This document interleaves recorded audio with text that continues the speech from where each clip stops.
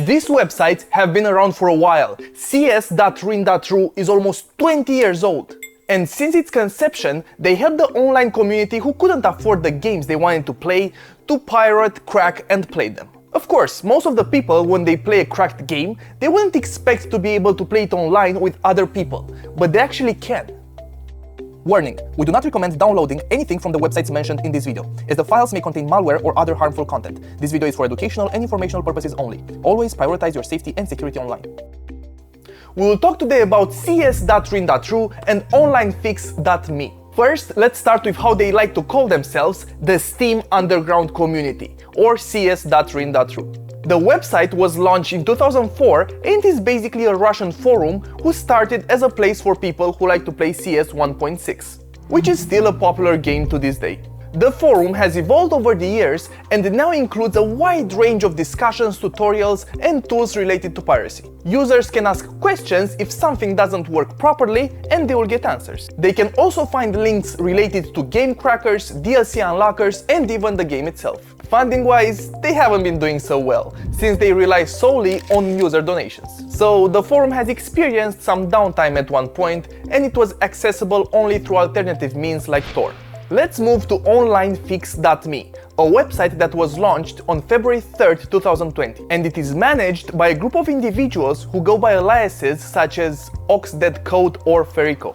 This website is dedicated to people who want to play cracked games online with their friends. Now that we know where those websites come from, we can have a look at what they actually are today. Out of both, cs.rin.ru is the oldest, whilst onlinefix.me is way more recent, serving to fill a gap left by the older piracy websites that provided only the cracked games. But onlinefix.me now provides the game with a fix, so you will be able to play it online. And the way they did it is actually quite ingenious, but we'll talk about it in a second. Now, going back to the originally Counter-Strike 1.6 based website, cs.rin.ru evolved from conversations strictly in Russian about competitions and discussions about the game in general, to now a mainly English-speaking place where you can find Day 1 crack releases and repacks, Steam emulators, DLC unlockers, and even tutorials of how to crack the game yourself. The transition from Counter-Strike forum to Piracy Hub happened gradually as the community expanded its focus beyond just one game. Members started sharing cracks, patches, and other tools for a wide range of games, leading to its current reputation as the Piracy Forum 1.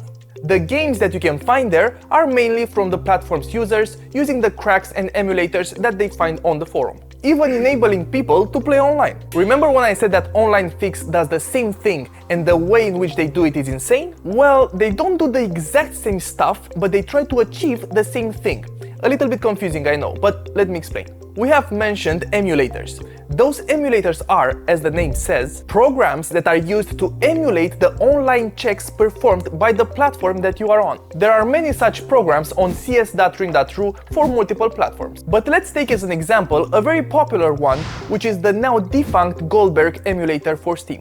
The way in which this software worked is by replacing the specific Steam API files from within the game's folder with the one provided by the creator. This means intercepting calls the game makes to the Steam platform without having the need to actually open it. What this achieves is the game being able to be opened and played in an offline mode, so you can play either single player or plan multiplayer or co-op with a buddy of yours. Also, there are some emulators for platforms other than Steam. Another example is the Cream API emulator, which does something similar, in the sense that instead of allowing you to play games that you haven't purchased, it enables you to play already purchased games with all the DLCs and extra content that you might have not purchased. More than that, it enables you to play your game online with other people that have purchased the downloadable content. It works exactly the same way. You copy the provided files in the game's directory and bypasses the checks made by Steam to see if you own the extra DLCs. The only caveat is that you have to already have the DLC files installed in the correct place. But what if you don't have the game nor the DLCs and you want to play the game online? Well, this is where onlinefix.me comes into play. Here you can find the already cracked game with patched executable and modified Steam API libraries. Sounds easy, but how do you actually play them on Steam? You just press on the plus icon on Steam to add a non-Steam game to the library and you press play. You are so close, the game is opening up, you can see the Steam overlay. You create your character, then you go on Steam and you're playing Space War? Here's the deal.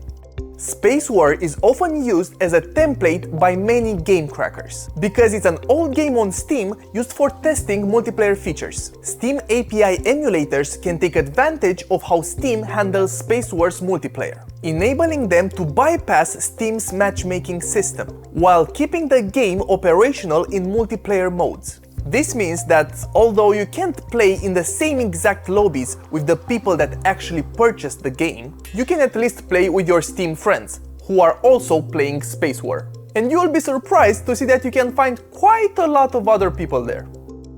Also, a lot of the already established crackers and hackers are Russian. But how come that Russia is and has always been like a safe haven for piracy? Also, how come that they have such good programmers, crackers and hackers? Well, Russia has a strong tradition in mathematics, computer science and producing high-skilled programmers. The Cold War especially made Russia push people to learn these skills so they can be more advanced than other countries. Now, they are also a traditionalist country, in the sense that my child is doing what I did and I'm doing what my father did, mathematics and computer science. Children go study. From this amalgam of people that know a lot about software and computers, combined with the economic factor of poorness, plus the fact that Russia has piracy laws, but the enforcement is often inconsistent or non-existent, we can conclude that in Russia it's more illegal to pay for software and not the other way around. Joking, of course, but you get the idea.